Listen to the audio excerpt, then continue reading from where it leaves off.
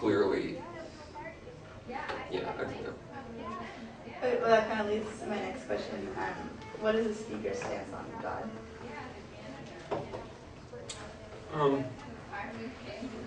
I don't know that I'd really add anything other than what it says. Yeah, he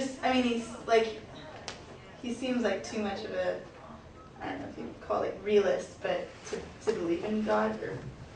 But then he says things that just, I don't know, that feel like he really feels like God's presence or something. I don't know. I was just kind of curious. Yeah, well, I think that we live, even if you don't believe in God, we live in the residual,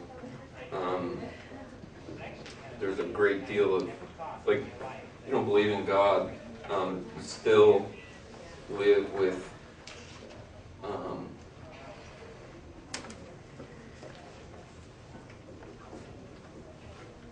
like the word God is still around, and when people say that word, it still has all kinds of energy attached to it, and it still has a kind of, like, even if I don't believe that I don't believe in God, still I understand that when people say it, they're referring to something that they think is there, and that has this kind of, which I would define as something like the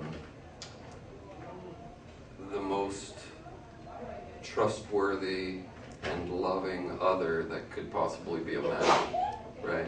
So even as a concept, that's an interesting concept to me, that you could think that there's someone outside of you who is powerful and whatever else, loving, wrathful, whatever. So, the book is really, all about words, and that's just another word. It has plenty of energy and meaning kind of circulating around it. As for what the character believes, I think like any of us probably believes one thing one minute, something else the next minute. That's the way you do. You have to keep working. Okay, I was just wondering if some of the comments the speaker makes are like meant to be sarcastic or humorous, or if everything is just his unfiltered thoughts.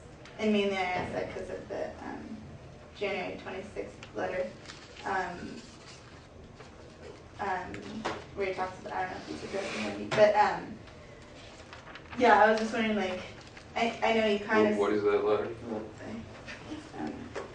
It's where he talks about, like, the first time wanting to be special. And that's then, almost straight verbatim from a, like they say that all the time on soap operas. yeah. It's like the thing that gets said over and over. Yeah, I mean, it's like, it's Except kind for of the corny at the beginning and at the end. Yeah, Yeah. it's very explicit, and I was just wondering, like, is that like his thoughts, or is he trying to be Yeah, funny? I think a lot of it is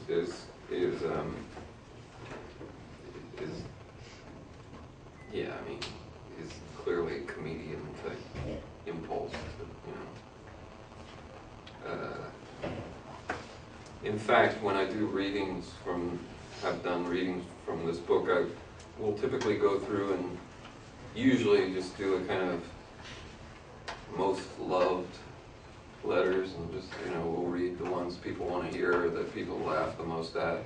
But if I do it randomly like I did today, it often produces a weirder effect.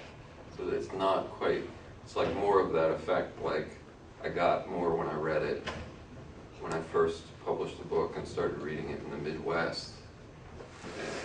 And it was like this, the reaction that I would get would be kind of like, people would be looking at one another and kind of like, is this funny, or is this disturbing, or is this, they didn't know quite how to, if they had permission to laugh, or if they didn't, or if, and I find when I do random readings throughout, you get more of a sense of that, because most of them are in this gray area of, whereas other ones are more clearly kind of written to produce a laugh.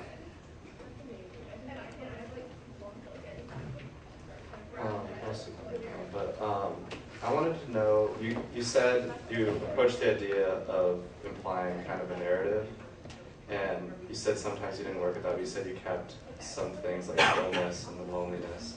And I wanted to know if you ever purposely changed the order that you wrote the comment cards in. Like, did you ever write a card and say this would go better earlier in the book? Or at the end did you set out cards or set out your poems and put them in order to create an effect? Or did you just...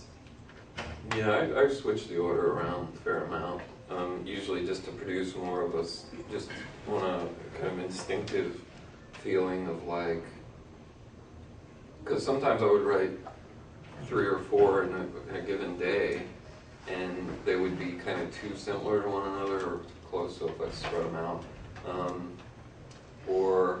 And then the thing I finally settled on as far as implying a narrative was just the sickness thing, just to imply that he was getting sicker and sicker.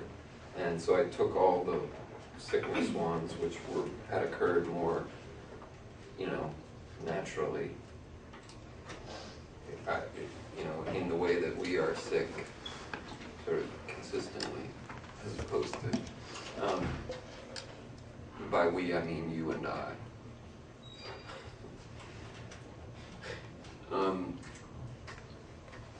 Yeah, so I put the sickness one at the end, that was the main thing.